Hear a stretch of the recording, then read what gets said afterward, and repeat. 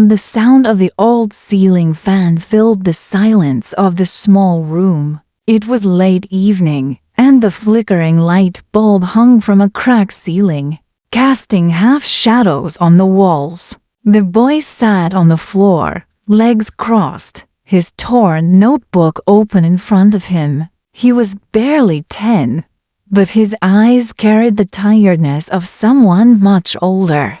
His mother sat near the stove, the smell of boiled rice filling the air. The boy didn't speak much. He just wrote, erased, and wrote again, as if each letter was a small rebellion against the life that tried to hold him down. Outside, the narrow lanes of the village were quiet. Dogs barked far away, and a radio from a neighbor's hut played an old song. His father had left months ago, chasing work in a distant city, and the family hadn't heard from him since. Some nights, his mother cried silently, thinking the boy didn't notice. But he did. He noticed everything. The empty plates, the unpaid rent, the way her hands trembled when she tried to count coins. He wasn't angry. He was just determined. Deep inside, he carried a strange belief that one day, all of this would mean something. Every hunger, every sleepless night, every mocking laugh from the richer kids at school, all of it would add up to something greater. He didn't know what that something was yet, but he could feel it, like a fire that refused to die inside him. The boy's school was 3 miles away. Every morning, he would wake up before dawn, walk barefoot along the dusty road, and reach just as the first bell rang. His uniform was faded, the buttons mismatched, but his books, though second-hand, were clean and neatly covered. The other students laughed at him sometimes, especially when his lunchbox carried nothing but a handful of rice and salt. But he didn't mind. He listened to every word the teacher said as if each sentence was a key to another world. One day, his teacher asked him what he wanted to become. The class laughed before he could even answer. "A scientist," he said quietly, his voice trembling. The laughter grew louder. Even the teacher smiled, not out of cruelty, but disbelief. The boy wasn't angry. He went home that day, thinking not about the laughter, but about what a scientist really does. That night, under the weak light of a kerosene lamp, he read about the stars, atoms, and the vastness of the universe. His imagination became his escape. He began collecting broken pieces of radios and wires that people threw away. He'd spend hours trying to fix them, not because he wanted to listen to music, but because he wanted to understand how things worked. Every time he made something spark, his heart raced. For a moment, he forgot about hunger. He forgot about the world's cruelty. He felt alive. But the world doesn't let dreams grow easily when you're poor. One morning, his mother got sick. She lay on the bed, her breathing heavy. The boy ran from one house to another, asking for help. Some closed their doors. Some gave excuses. A few gave him old medicine. He tried everything, but nothing worked. She recovered slowly, but those days changed something in him. He realized that the world wasn't fair, and nobody was coming to save them. If anything was going to change, he'd have to be the one to change it. He started doing small jobs after school, cleaning shops, carrying sacks from the market, and running errands for the village clerk. With every little coin he earned, he bought candles, pencils, and once, a small book of English words. He couldn't pronounce most of them, but he tried. Every night, he'd sit in front of the mirror, whispering the words until they made sense. Dream. He'd say softly, hope, believe. He liked how those words sounded, like they belonged to another world, a world he was determined to reach. Time moved slowly. Years passed, and he grew taller, his face sharper, but his eyes still carried that fire. He was 16 when his father returned, tired, thinner, and defeated. The man had worked at construction sites, moving from one city to another. He had little to show for it, just scars on his hands and a bag full of dust. They didn't talk much. There was nothing to say. But that night, when everyone slept, the boy looked at his father's calloused hands and made a silent promise. He would never let his life end that way. The next morning, he took his bicycle, a rusty one he had repaired from scrap, and went to the nearby town to find work. He found a job cleaning tables at a tea stall. It wasn't much, but it gave him money to buy used books. He read them during breaks, sitting behind the shop, ignoring the noise around him. The shop owner sometimes shouted at him for reading too much, saying, "Books won't feed you, boy." But he kept reading. He knew that someday, books would feed his mind, and that was more important. One evening, it started to rain heavily. The streets flooded, and the tea stall was almost empty. The boy sat near the counter, watching the raindrops hit the ground like shattered glass. A man came in, well-dressed, tired, and holding an umbrella. He ordered tea and noticed the boy reading. "What are you reading?" the man asked. The boy hesitated. "It's about science. Experiments," he said softly. The man smiled, curious. "Do you go to school?" "Sometimes," the boy said. "When I can." The man nodded. He didn't say much, but when he left, he gave the boy a $10 note and said, "Don't stop reading, even when no one believes in you." That night, the boy couldn't sleep. It wasn't just the money. It was the fact that someone had seen him, really seen him, for who he was. After that, his pace doubled. He studied harder, worked longer, and even started teaching a few neighborhood kids in the evenings. He used the money he earned to buy notebooks and help others who couldn't afford school. Slowly, people began to notice. The same ones who had once mocked him started asking for his help. But his struggle was far from over. There were nights he went without food, days when his father argued with him for wasting time studying instead of earning. But he never gave up. He knew the world was wide, bigger than the small village that tried to limit him. Every time he saw the stars, he imagined himself reaching them. And one morning, before sunrise, he made a decision.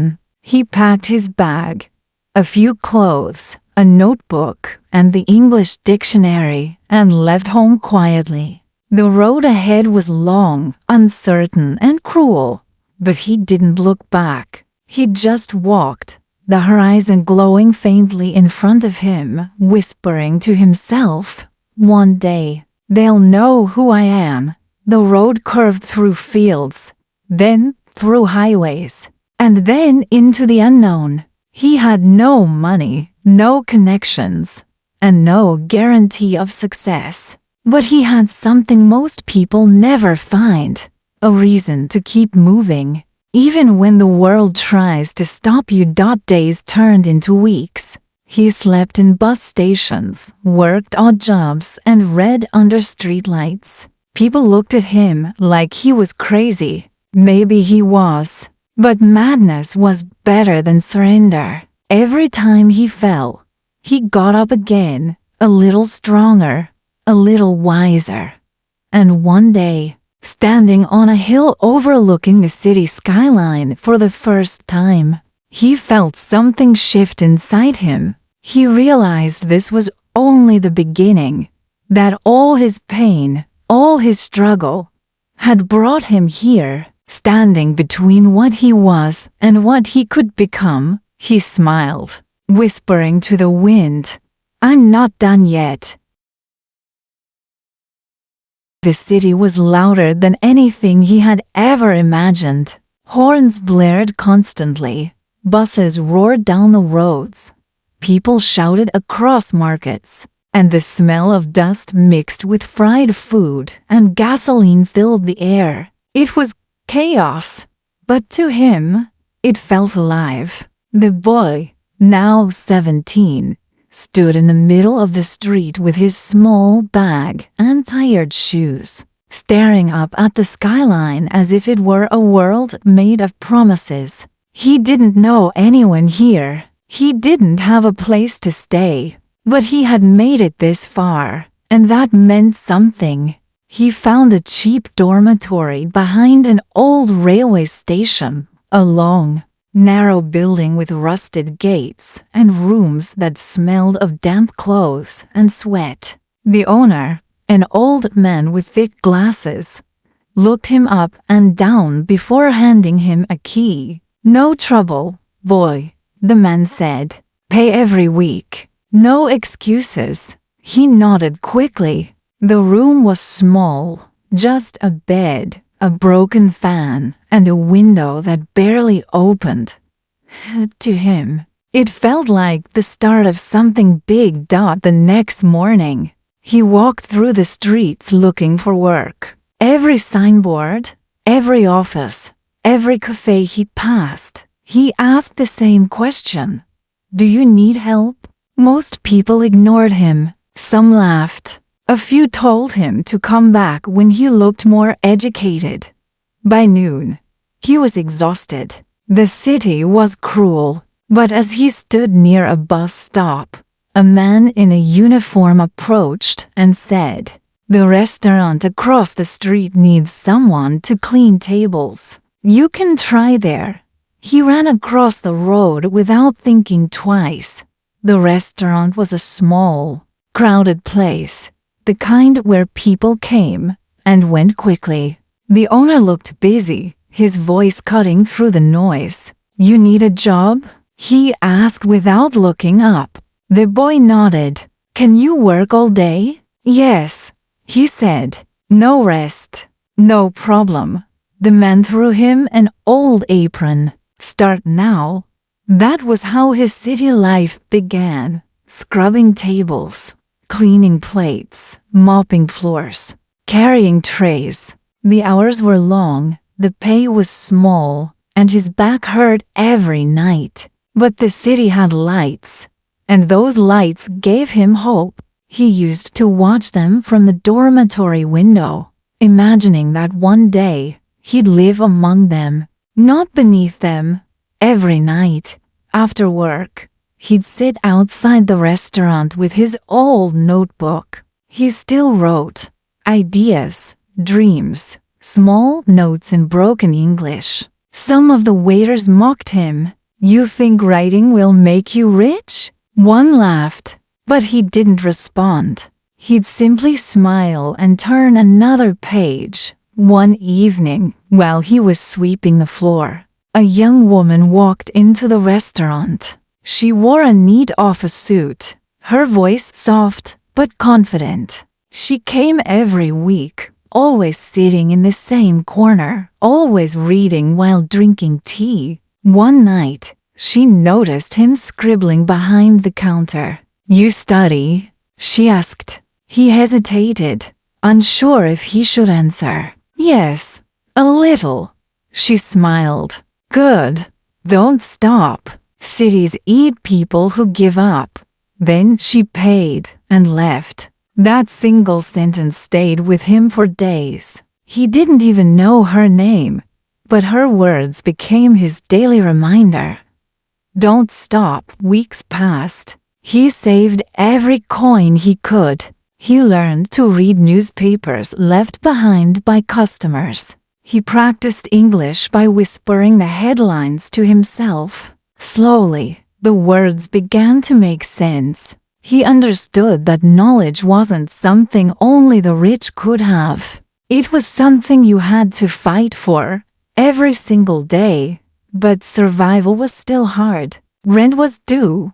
Food was expensive. And sometimes he had to choose between eating and buying another book. Some nights, he slept hungry, but never hopeless. He found strength in the smallest things. A kind word from a stranger, a moment of quiet before dawn, the feel of paper beneath his fingertips.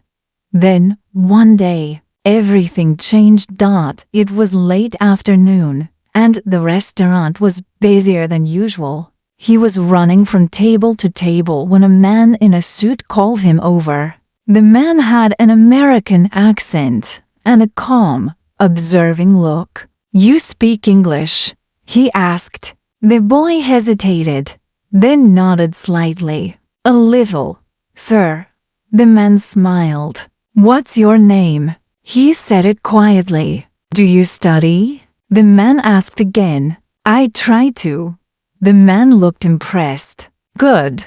Keep that. It's rare." He paid his bill and left. But before leaving, he handed the boy a visiting card. "If you ever want to learn more, come here." The boy turned the card around. It was from an education center, a place that offered evening classes for underprivileged students. That night, he walked to the address printed on the card. The center was small but bright, filled with young people like him, cleaners, delivery boys, workers, all chasing the same fragile dream of a better life. The man from the restaurant was there too. "I told you," he said with a grin. "You belong here." For the first time in his life, he felt like he wasn't alone. He began attending classes every evening after work. He studied math, English, and computer basics. He was terrible at first. He couldn't understand the lessons. His handwriting was shaky, and his pronunciation made people laugh. But he didn't care. He stayed after class every night, asking questions, practicing again and again. Some teachers noticed his determination and started helping him personally. Soon, his progress was impossible to ignore. He started topping his evening tests. His English improved. He began writing short essays, stories about his village, about struggle, about the invisible people no one cared about. One of his teachers read one of those essays aloud in class and said, "This boy writes from the soul." The room went quiet. He felt something he hadn't felt in years. Pride. But the world still tested him.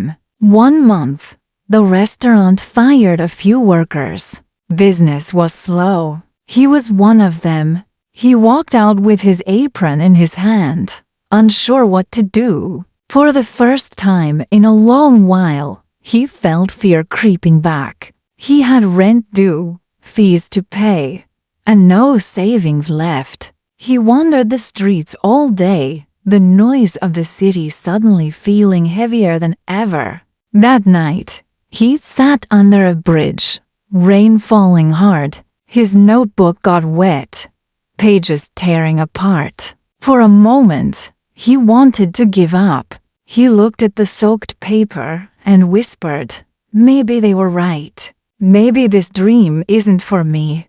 But then he remembered his mother's trembling hands, his father's scars, the teacher who told him to keep learning, the woman who said don't stop. He closed his eyes and breathed. The next morning, he got up, wiped his face, and went job hunting again. This time, he found work at a small computer repair shop. The owner was rough, but fair. You can sweep and clean, the man said. Maybe learn something if you're not stupid. The boy agreed. Day by day, he watched the owner fix computers, type commands, and install programs. He asked questions, made notes, and practiced whenever he got the chance. One day, when the owner was out, a customer brought a broken laptop. No one was there, so the boy tried fixing it himself. Slowly, carefully. When the owner came back, the laptop was working. He stared at him. "You did this." The boy nodded nervously. The man didn't say anything for a while. Then he smiled. "You're not bad, kid." From that day, he wasn't just a cleaner. He was a helper, a learner. The shop became his school. He learned how to handle machines, how to install systems, how to solve problems. His world was changing quietly, one small step at a time. Months passed. He got better. The customers started recognizing him. Some even came asking for him by name. The owner trusted him with more responsibility. He earned a bit more money, enough to pay his rent and continue his classes. He started dreaming again, not just about surviving, but about creating something of his own one day. One evening, his teacher at the center announced a scholarship program for underprivileged students, a chance to study technology at a big institute. The requirements were tough. The exam was harder, but he applied anyway. For weeks, he studied late into the night, his eyes burning, his fingers ink-stained, his heart racing. On the day of the exam, he walked into the hall wearing his only decent shirt, the same one he used for work. His hands shook as he wrote, but his mind was calm. He had lived every question, every struggle written on that paper. When he walked out, he smiled, not because he was sure he'd pass, but because he knew he had given it everything. Weeks later, he got a call. "You've been selected," the voice said. For a few seconds, he couldn't breathe. He sat on the floor, phone trembling in his hand, eyes full of tears. He had done it. Against everything, he had done it. That night, he walked through the city streets again, the same streets where he once begged for work, slept hungry, cried under the rain. But this time, they looked different. The lights weren't mocking him anymore. They were shining for him. He looked up at the sky, whispering softly, "This is just the beginning." The first day at the institute felt like stepping into another world. The campus was huge, glass buildings that reflected the morning sun, students walking in groups with laptops in their hands, their voices filled with excitement. The boy, now 18, stood at the gate with a small backpack, his heart pounding. For years, he had dreamed of this place. A world where knowledge lived, where the future was built. And now, he was part of it.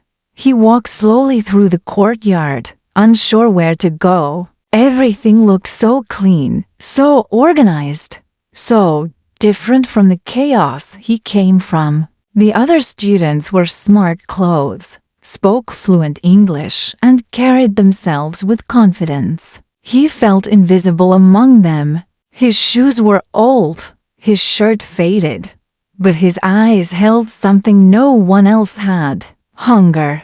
Not for food, but for learning. He found his classroom after asking for directions 3 times. As he entered, every head turned. He smiled nervously and took a seat at the back. The teacher, a young woman with sharp eyes and a calm voice, started the lecture. She spoke fast, using words he didn't fully understand. But he wrote down everything anyway. His notebook filled with lines of strange words, each one a mystery waiting to be solved. During lunch, he sat alone under a tree. Groups of students laughed nearby, talking about weekend plans and new phones. He ate quietly, bread and an apple, his entire meal for the day. He didn't mind. He wasn't there for comfort. He was there for a purpose. That night, back in his small dorm room, he opened his notebook and began translating every word from the lecture. It took hours, but he didn't stop until the pages made sense. Days turned into weeks. Every morning, he arrived early and sat in the front row. He asked questions when others stayed silent. Some laughed at his accent, but teachers noticed his curiosity. "You learn fast," one of them told him. He smiled shyly. "I have too," he said.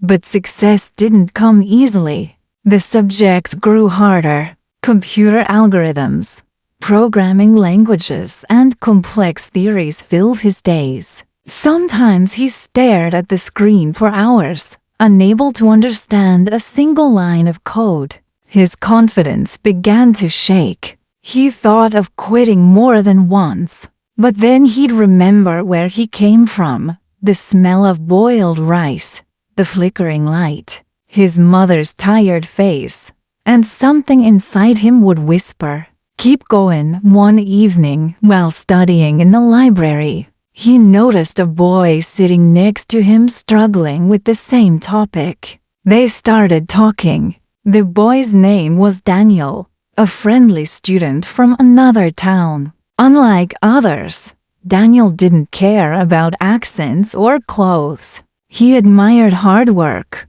They began studying together every night, exchanging notes and helping each other. For the first time, he had a friend.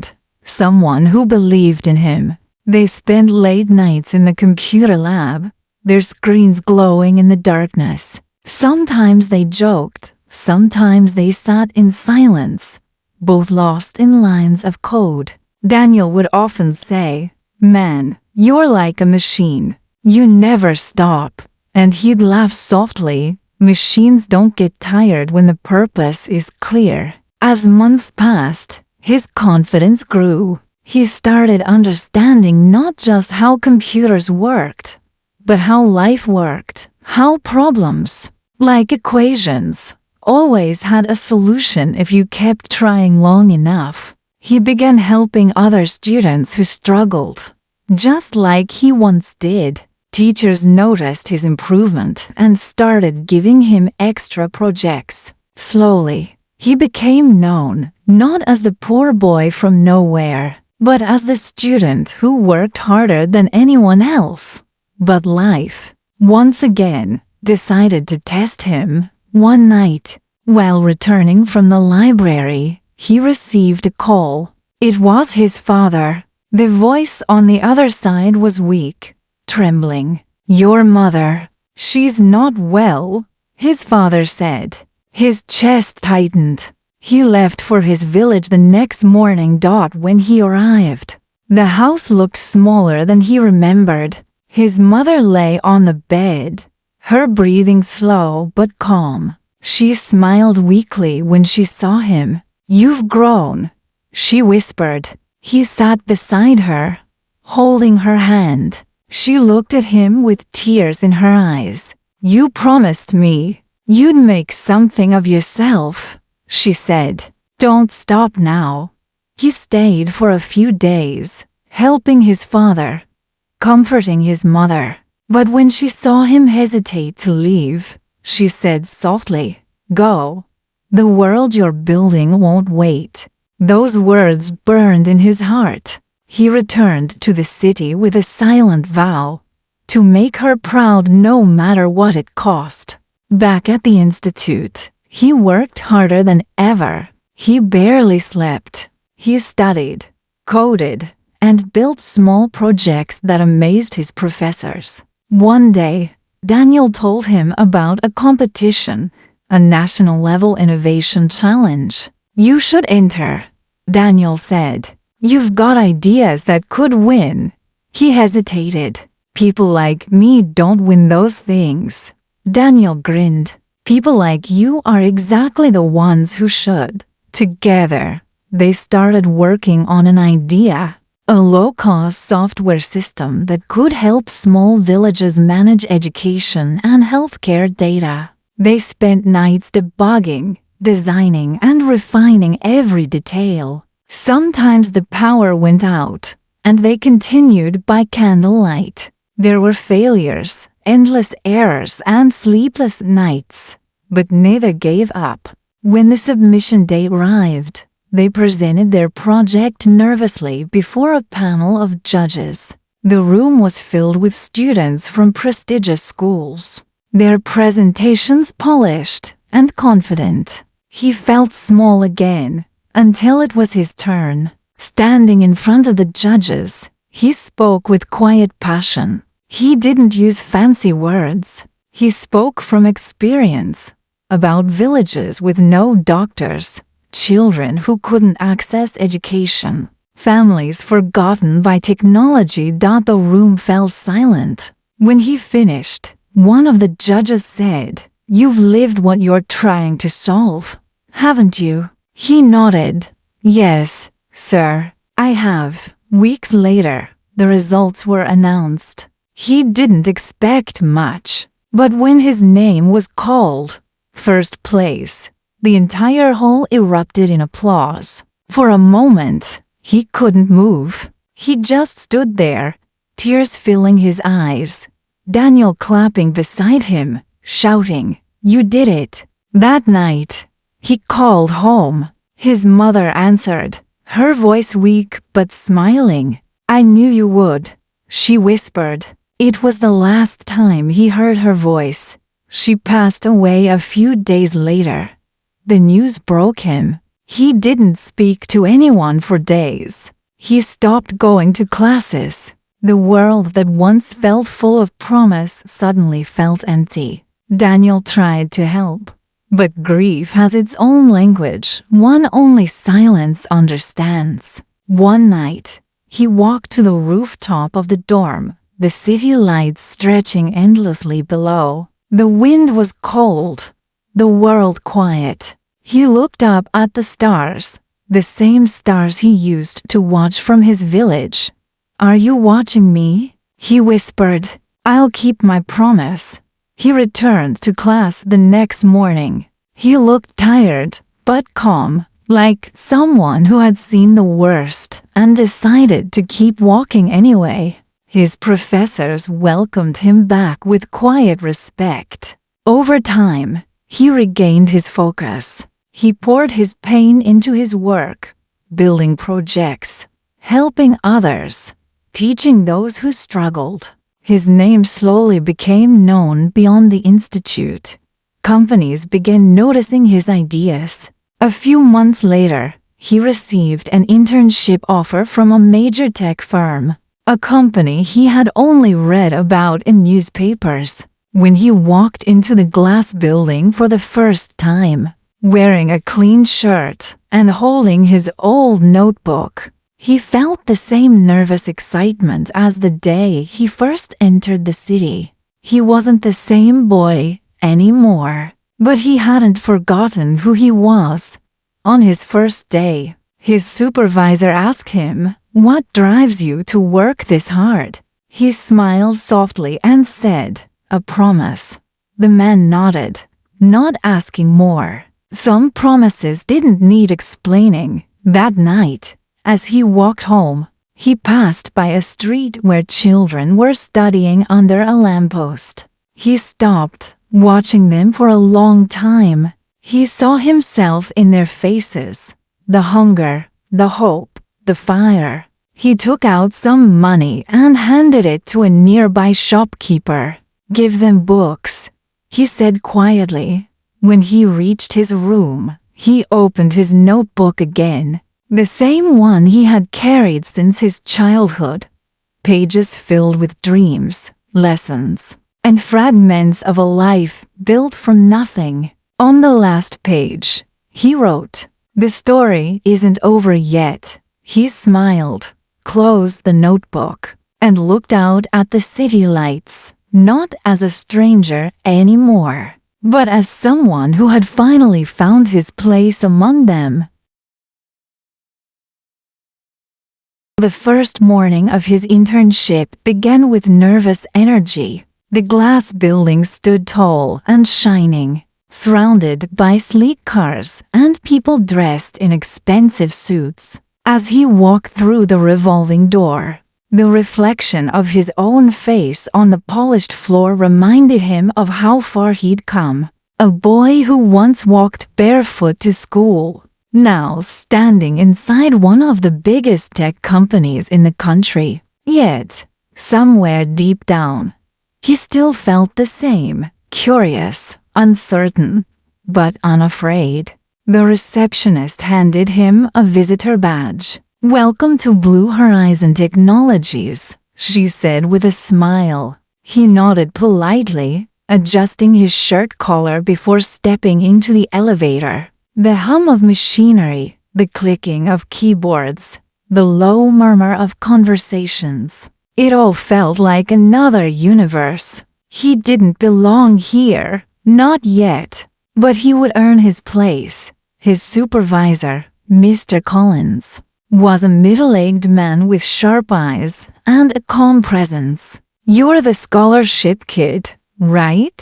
he said, flipping through some papers. "Yes, sir." "Good. Around here, we care about results, not background. You'll work with the software development team. Think you can handle it?" He nodded quickly. "I'll do my best." "Don't do your best," Collins said, standing up. "Do better than that." Those words stayed with him like a challenge. The first few weeks were difficult.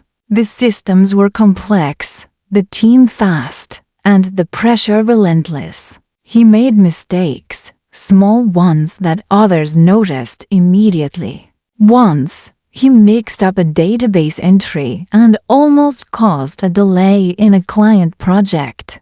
Collins called him to his office. "You're smart," he said, "but intelligence without attention is chaos. Don't lose focus." That night, he stayed at the office long after everyone left. The cleaners passed by, turning off lights, but he kept typing, fixing errors, reading documentation. The glow of the monitor reflected on his tired face, and yet, he felt alive. Failure didn't scare him anymore. It reminded him he was still learning, slowly. Things began to change. His persistence started paying off. He learned how to debug complex systems, how to think in patterns, how to simplify what others overcomplicated. His ideas started getting noticed. One afternoon, during a team meeting, he suggested an optimization for a cloud service that could reduce data costs by 15%. Everyone went quiet. Collins leaned forward. "Show me." He explained step by step, his voice steady, his logic clear. When he finished, Collins smiled slightly. "Implement it." It worked. The company saved thousands. And just like that, the quiet intern became someone people began to talk about. But even as his world expanded, he never forgot where he came from. Every weekend, he visited community centers, teaching basic computer skills to underprivileged kids. He used the company's discarded computers, repairing them and donating them to small schools. Word spread. People started calling him the street teacher. To him, it wasn't charity. It was a responsibility. One evening, while teaching, he met a small boy named Liam. The boy reminded him of himself. Shy, poor, but full of questions. "Do you think I can be like you one day?" Liam asked, his voice barely a whisper. He smiled and placed a hand on the boy's shoulder. "You can be better than me. You just need to keep asking why." The next day at work, his mentor, Collins, called him in again. "I heard about what you're doing on weekends," he said. "Impressive. We're launching a community innovation initiative. How would you like to lead the tech team?" For a moment, he couldn't speak. "Me, sir. Yes, you've lived the problems we're trying to solve. That's what makes you different." That single moment changed everything.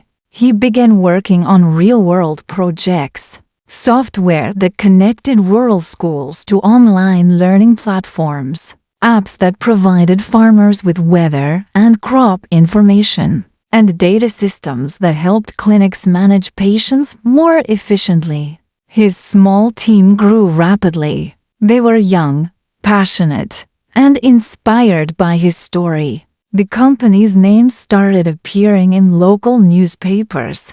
Tech for Humanity, led by a former street worker. But with success came pressure. Investors demanded faster results, deadlines got tighter, and the media started calling him a miracle mind. He hated that phrase. "I'm not a miracle," he told Daniel, who had joined him in the city by then. "I just didn't quit." Daniel laughed. "That's what miracles are made of." Months passed. The project expanded beyond the city. They started collaborating with universities and NGOs. His idea was gaining traction, a technology-driven education model for the underprivileged, scalable across developing regions. But then, a major setback hit. A system crash wiped out months of data during a presentation for international investors. The screen froze, and the demo failed. The room went silent. People began murmuring, some shaking their heads. Collins closed his laptop quietly. "It happens," he said later. "But the investors won't wait." He felt crushed. All the sleepless nights, the effort, the sacrifices, gone in seconds. That night, he sat alone in the empty office, the city lights blinking outside. He thought of giving up again, but then he remembered his mother's voice. "Don't stop now." He reopened the files, checked every error, rebuilt the system from scratch. For 2 days straight, he didn't sleep. He coded, tested, rewrote. Daniel brought him food, forced him to drink water, but he didn't stop. On the third night, the system worked again, faster, stronger, cleaner. He sent the demo to Collins with a note. "Failure taught me more than success ever could." A week later, the investors called back. "We've seen your update," they said. "We're in." Funding poured in. The project took off like never before. Within a year, it reached over 50 rural schools. Children who had never seen a computer were now learning online. His story spread across news channels, magazines, and social media. People called him the boy who coded his way out of poverty. He didn't care about the fame. What mattered to him was seeing those children smile. Then came the biggest call of his life. It was from a foundation in New York.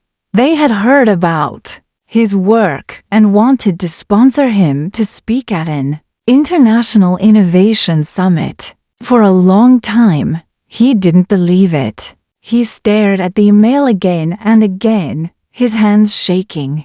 New York, a place he had only seen in pictures. When he boarded the plane weeks later, he carried just one bag and his old notebook, the same one he had since childhood. As the plane took off, he looked out of the window. clouds stretching beneath him. He smiled softly. "Mama, I'm flying." The summit hall was enormous, filled with people from around the world, CEOs, scientists, journalists. When his turn came, he walked up to the stage, the lights bright on his face. He took a deep breath and began.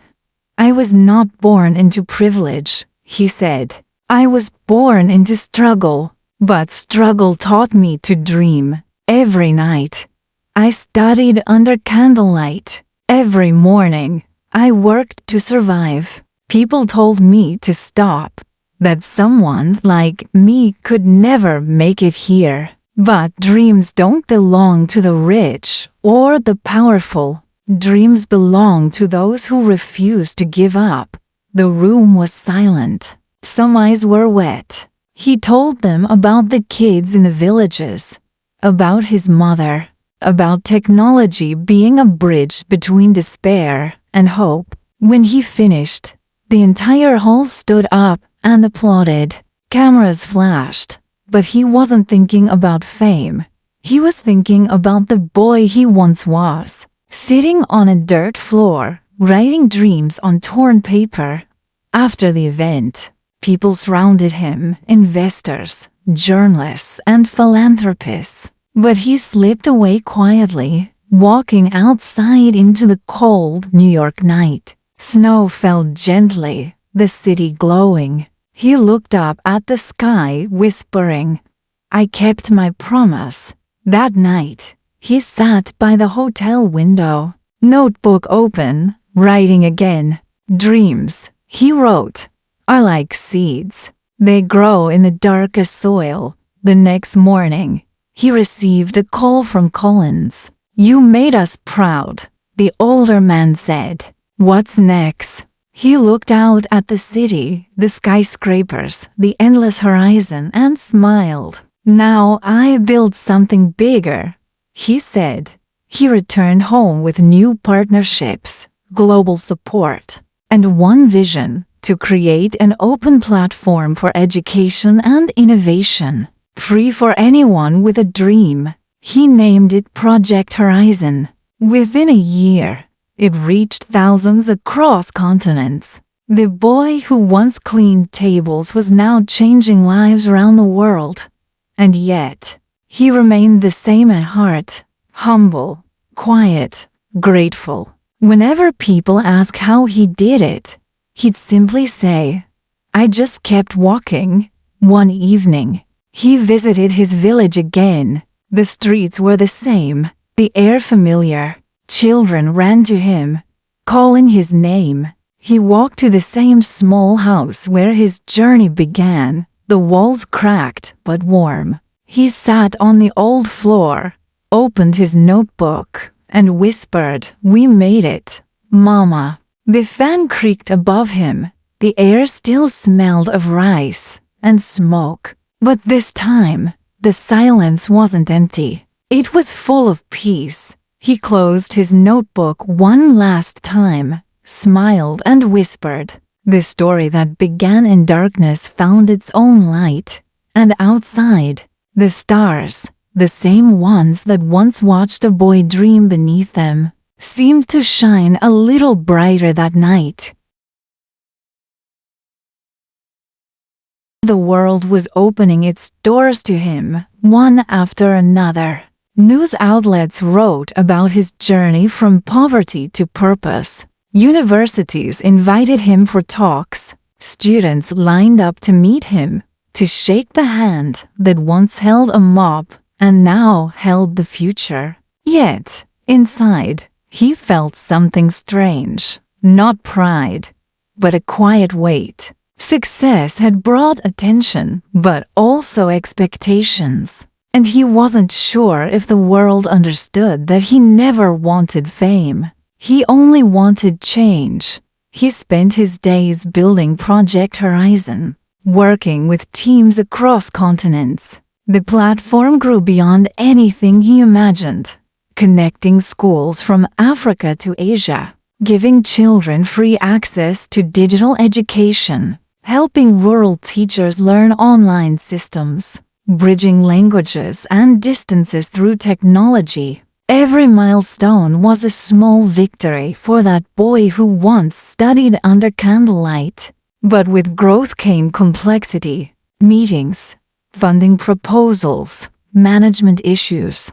All of it began to eat away his time. The simplicity of his original dreams started fading behind spreadsheets and contracts. He would sit in glass offices surrounded by people in suits and wonder where the quiet kid with a notebook had gone. One evening, while reviewing project reports, Daniel came into his office. He looked concerned. "You haven't slept in days," Daniel said.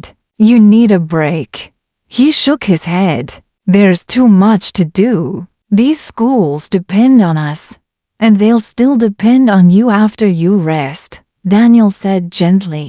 "You can't save the world if you forget to live in it."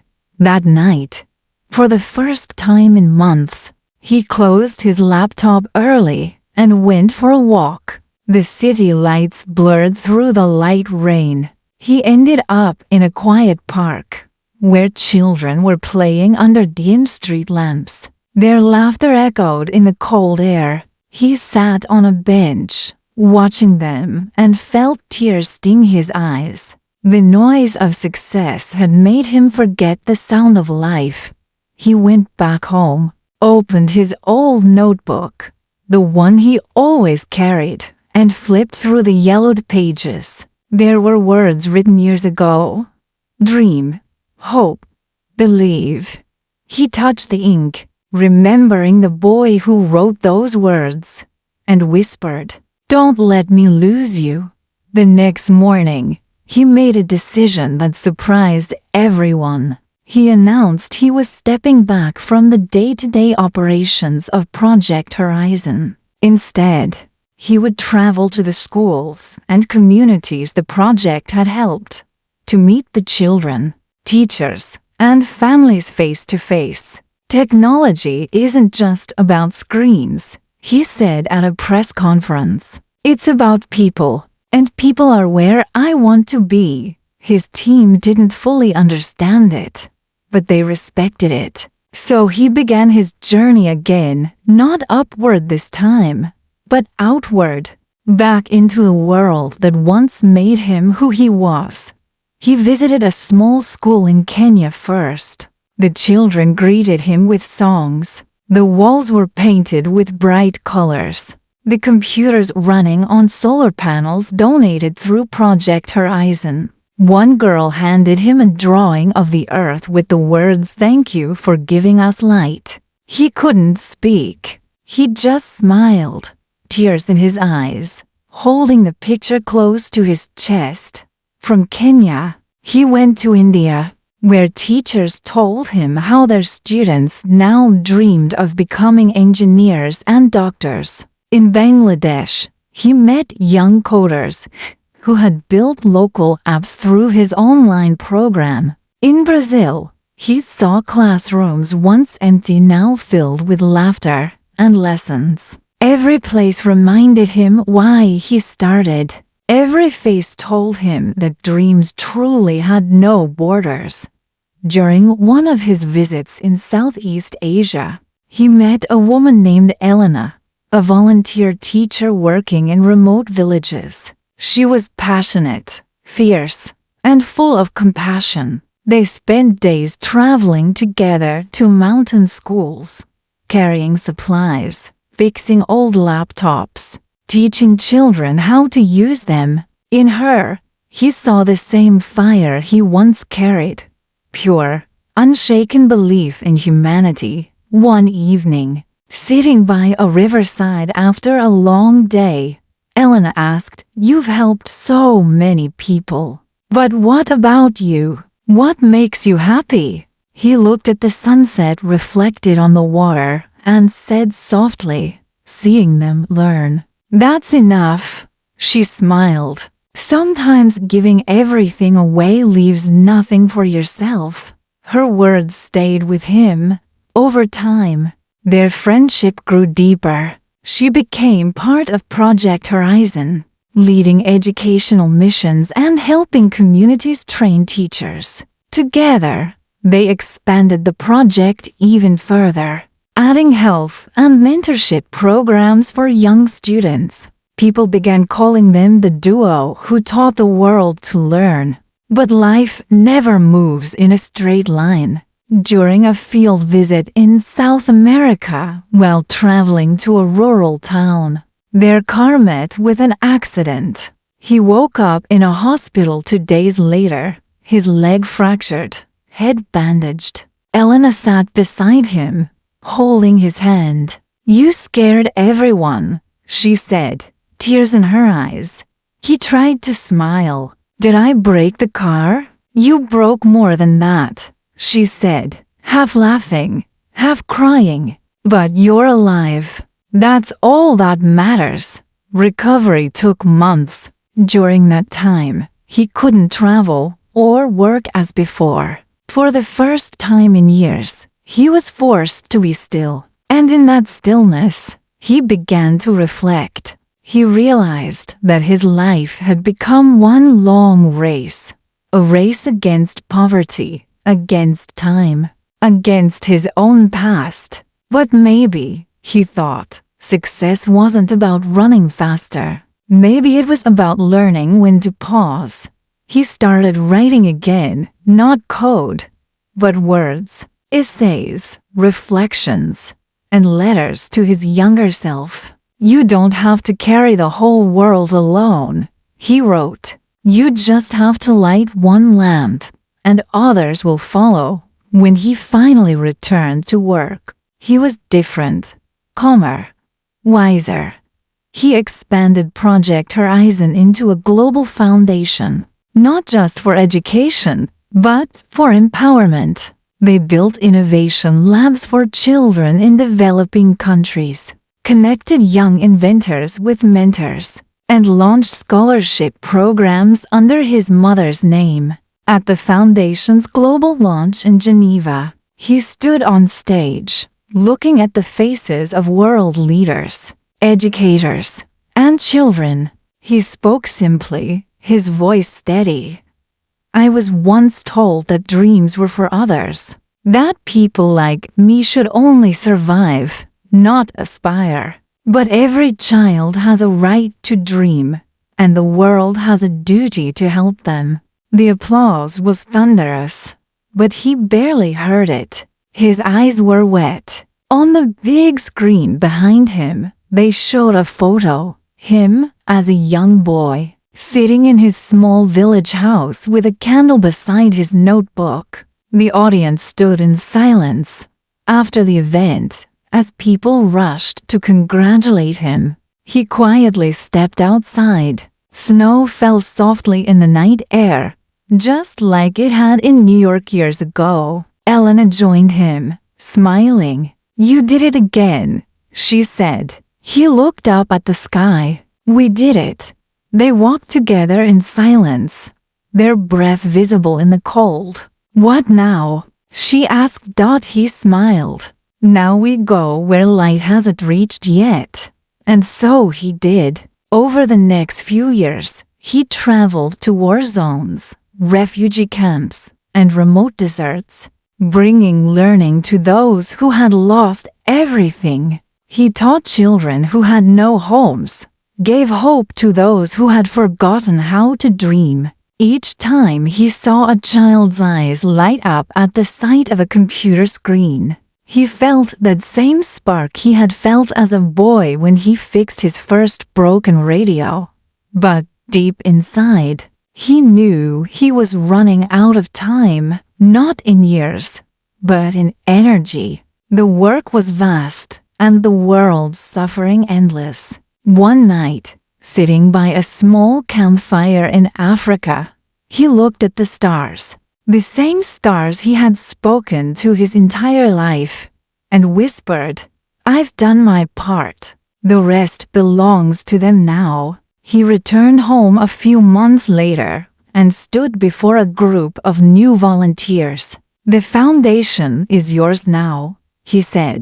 take it further than I ever could," they protested. But he smiled. "Don't worry. I'm not leaving. I'm just moving to the background, where the light shines on you instead." That night, he walked alone through the quiet streets of the city he once feared. The air was calm, the lights warm. He looked at the faces of people passing by, ordinary people, living, surviving, dreaming, and felt peace. When he reached home, he placed his old notebook on his desk. It was worn, the pages nearly falling apart. He opened it one last time and read the first line he had ever written. "One day, they'll know who I am." He smiled softly. "They do now," he whispered. "But that's not what matters. What matters is who they become because of what I've done."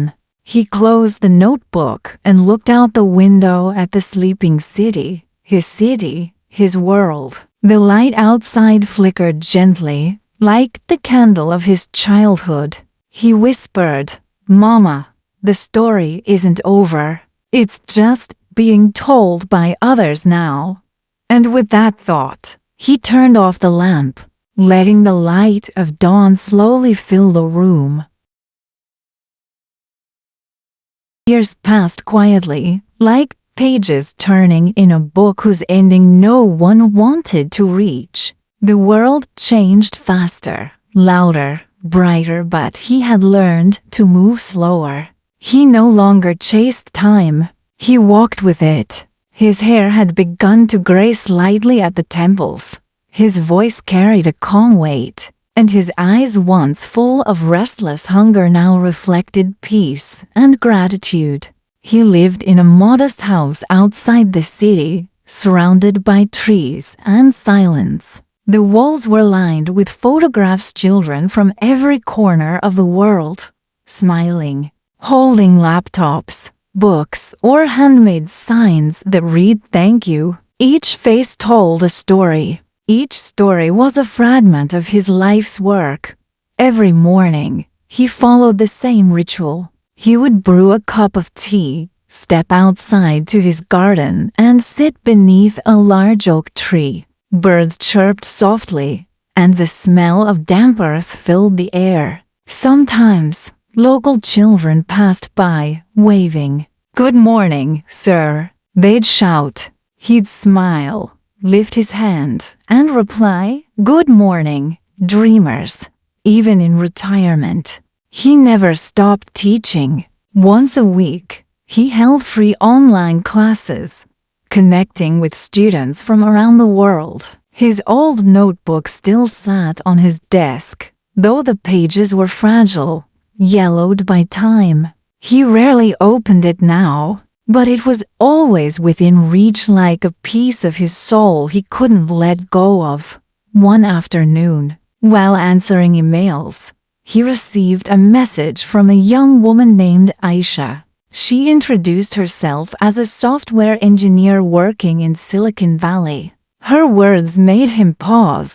"Sir, you don't know me, but your foundation sponsored my education 10 years ago. I was one of those children studying under the lamppost. Today, I lead a team that develops educational tools for children in Africa. I just wanted to say thank you for believing in us before we believed in ourselves." He stared at the screen for a long time, the corners of his eyes wet. Messages like these had come before, but each one still touched something deep inside him. It was proof that his dream hadn't ended, it had multiplied, carried forward by others who once stood where he stood. Later that evening, Daniel visited him. They hadn't seen each other in a few years. Daniel looked older too, but his smile was the same, warm and sincere. They sat together in the garden, talking about the past, laughing at memories that had once felt impossible. "Do you remember that night in the dorm when you almost quit?" Daniel said with a grin. He laughed softly. "I remember. You didn't let me. Daniel shrugged. Well, someone had to make sure you became who you were meant to be. They fell silent for a while, watching the sunset paint the sky orange and gold. Do you ever think about how far we've come? Daniel asked. He nodded. Every day. But I also think about how much further there is to go for them. Daniel smiled sadly. You've done enough, my friend. Maybe it's time to rest. He looked toward the horizon, the wind playing gently with the leaves. Rest comes when the story ends, he said quietly. Mine still has a few pages left. That night, he couldn't sleep. Memories flooded his mind, his mother's tired face, the candlelight, the nights of hunger and hope, the first line of code he ever wrote, the first student who said thank you. Each memory felt alive, as if the past were sitting beside him. He walked to his study, opened his old notebook, and began to write. His handwriting was slower now, but steady. If you ever feel small, remember you come from someone who refused to give up. You carry the fire I once carried. Use it to light your own world. He signed it simply, no name, just a small drawing of a candle. The next morning, Elena visited. Her hair was shorter now, her smile softer. She had been working on new initiatives under the foundation, expanding to remote regions where technology still hadn't reached. You've been quiet, she said, handing him a folder full of reports. He smiled. Sometimes silence teaches more than words. She sat beside him. We're planning a global summit next month. The team wants you to attend. He hesitated. I don't know if I should. It's their time now. They still see you as their light, she said gently. One more time, for them.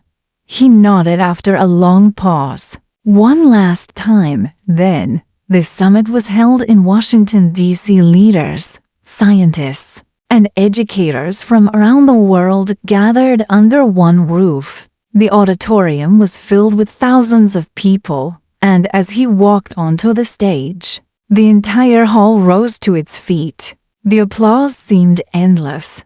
He stood quietly, waiting for the sound to fade. Then he spoke, not as a celebrity or a visionary, but as the boy who once dreamed under a broken roof.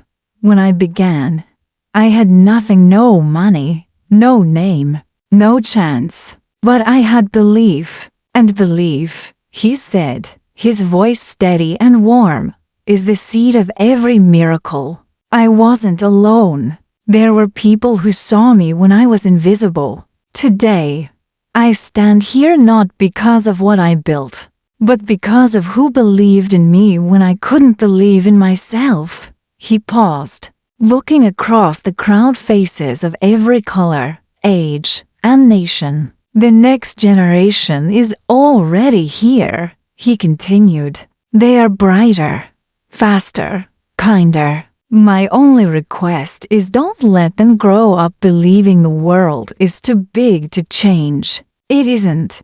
It's small enough to hold in your hands if you hold it with love. The hall was silent. Then, slowly, the audience stood again, tears, applause, and hope filling the air. After the event, dozens of young people came to him, asking for photos, hugs, advice. He smiled, spoke to each of them, and finally slipped away quietly. Outside, the evening air was cool. The city glowed under the moonlight. He walked along the quiet streets, each step echoing softly against the pavement. He returned home that night exhausted, but content. On his desk lay a letter from Aisha, the young engineer who had written earlier. It ended with one line that made him smile. You taught us that being born poor is not the end of the story, it's just the first chapter. He placed the letter inside his notebook, closed it, and whispered, "Exactly." The following weeks were peaceful. He spent more time in his garden, planting new trees. "They'll give shade long after I'm gone," he told Eleanor one afternoon. She smiled, knowing what he meant. One evening, a soft rain began to fall. He sat near the window, sipping tea, watching the droplets race down the glass. Somewhere in the distance, children were laughing. He leaned back, closed his eyes, and listened. He thought of his mother again, her voice echoing softly in his mind. "Don't stop now." A quiet smile touched his lips. "I didn't, Mama," he whispered. "I never did." The rain kept falling, steady and calm, like time itself refusing to hurry. The candle on his table flickered once, then steadied, its small flame glowing in the dark just as it always had. Morning sunlight streamed through the curtains, golden and quiet, painting the room in warmth. The house stood still, wrapped in peace. Birds sang somewhere outside, their calls blending with the rustle of leaves. Inside, he sat at his desk, the same desk where his entire journey had been written. From broken dreams to bright beginnings. The old notebook lay open before him, its pages worn but alive, carrying decades of stories, failures and triumphs. He had grown older now. His steps were slower, his breaths deeper. The wrinkles on his hands told the story of time, yet his eyes still held the same light, the same fire that once burned inside a boy who had nothing but hope. The foundation had become something larger than anyone could imagine. It wasn't just an organization anymore, it was a movement. Project Horizon had reached over 50 countries, teaching millions of children, creating new leaders, thinkers, and dreamers. Entire communities had changed because of one boy's belief that knowledge could be the bridge between darkness and light. He didn't travel much anymore, but his presence was everywhere. In classrooms where children learned to code, in hospitals using software his team had built, in small villages where solar panels powered digital lessons. People often said, "He's not here," but his spirit is. One morning, as he sat on the porch watching the sunrise, a young boy from the neighborhood came running toward him. The boy, about 10 years old, carried a small book in his hand. "Sir," he called breathlessly, "I wrote something for school. Can you read it?" He smiled, his eyes soft. "Of course. Come, sit." The boy handed him the paper. It was titled "The Man Who Taught the World to Dream." He began to read. The essay spoke of a man who was once poor, who learned under candlelight, who never gave up, and who built something that changed lives. He didn't just make computers for schools. The boy had written. He made hope. When he finished reading, he looked at the boy and smiled. "That's a beautiful story." The boy beamed. "It's about you, sir." He chuckled softly. "Is it? Then you've written it better than I lived it." The boy frowned. "But why do you say that? Everyone says you're a hero." He looked toward the horizon. "A hero? No.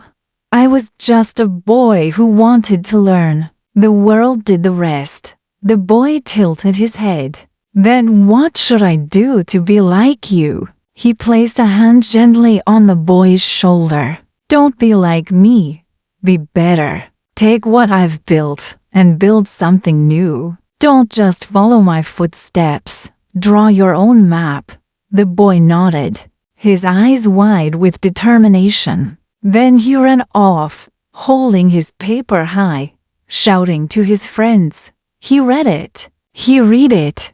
He watched him go, the sound of laughter fading into the distance. His heart felt full. That was all he ever wanted, for others to believe they could become more. That evening, Elena came by with a small group of foundation members. They had come to celebrate the organization's 20th anniversary. There was laughter, stories, and quiet pride filling the room. Daniel, now older but still energetic, raised a glass.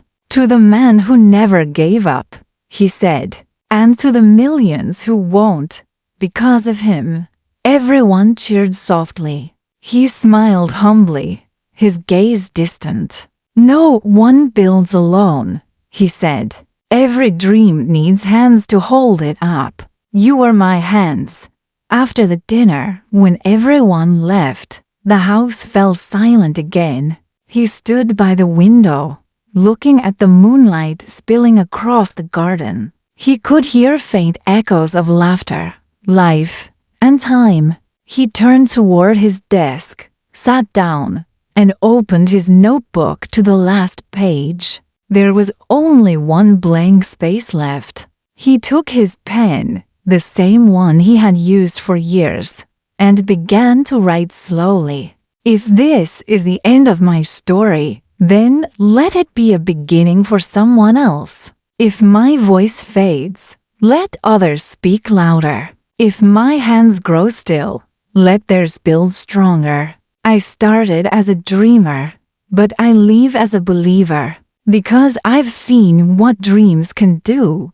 He put the pen down, reading the words again. Then, for the first time in his life, he didn't feel like he had anything more to prove. The world had become what he once imagined, and more. He closed the notebook gently, resting his hand on its cover as if sealing a lifetime inside. Outside, the wind rustled softly through the trees, and a shooting star crossed the sky, quiet, brief, and brilliant. That night, he sat by his window, wrapped in a blanket, the candle flickering beside him, his eyes slowly closed, his breathing steady, peaceful. He didn't fight the silence. He welcomed it, like an old friend finally coming home. In the morning, the sunlight touched his face, warm and gentle. The candle beside him had melted into a pool of wax, its flame long gone. On the table, the notebook lay open, and beside it, a letter addressed to the next dreamer. The letter read, "If you find this, know that everything I built now belongs to you. The world will test you, break you, and doubt you, but don't stop. Somewhere, a child waits for the light you'll bring. Be their candle, be their hope." It was signed simply, with a single small drawing of a flame. When Ellen arrived later that morning, she found him sitting peacefully, as if asleep.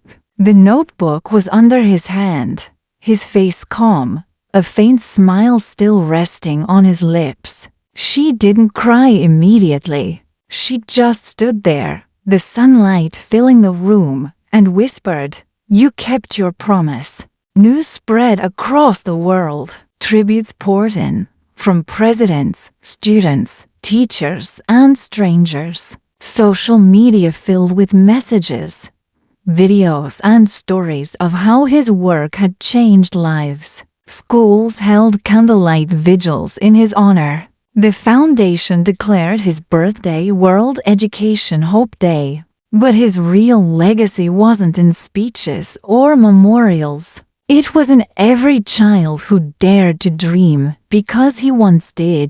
It was in every hand that held a book, every mind that refused to give up, every life touched by his courage.